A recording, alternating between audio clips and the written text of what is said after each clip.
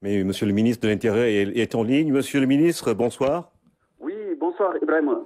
Alors, une information a circulé un peu partout pour dire que le leader de PASTEF a été arrêté par les forces de défense et de sécurité. Est-ce bien le cas?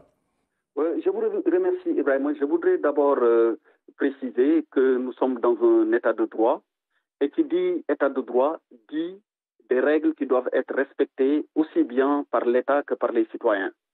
Vous avez entendu tous, il y a quelques jours, le leader du PASTEF, à partir de Ziguinchor, déclarer qu'il va faire une caravane au cours de laquelle des rassemblements seraient organisés.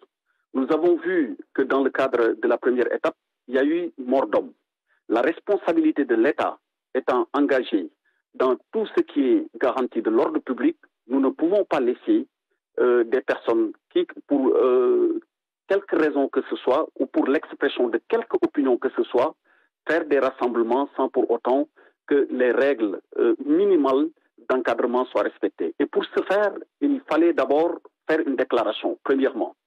Deuxièmement, l'autorité administrative compétente doit vérifier si toutes les conditions d'une bonne organisation d'une manifestation sur la voie publique sont réunies et le cas échéant, l'autoriser. Et troisièmement, il faudrait, dans le cadre d'une enquête administrative, que le déclarant lui-même veille à ce qu'il n'y ait pas de trouble à l'ordre public.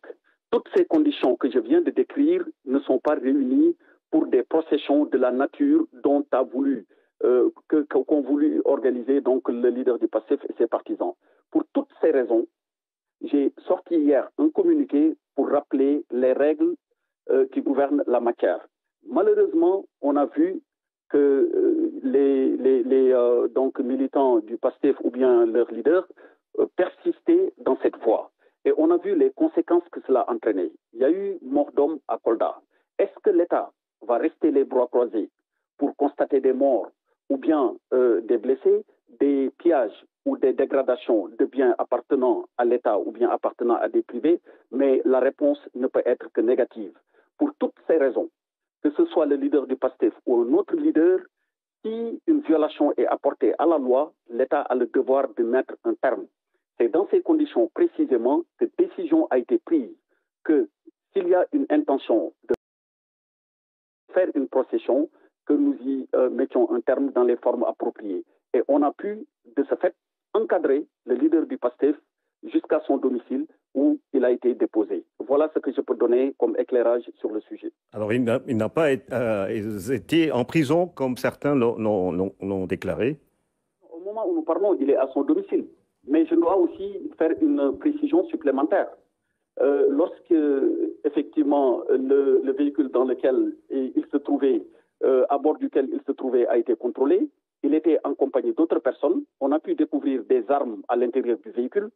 On a pu également découvrir des lance-pierres et puis des billes qui peuvent être utilisées dans le cadre de manifestations contre les forces de défense et de sécurité. Mais pour revenir précisément à votre question, non, il n'a pas été arrêté, mais il a été encadré et conduit à son domicile.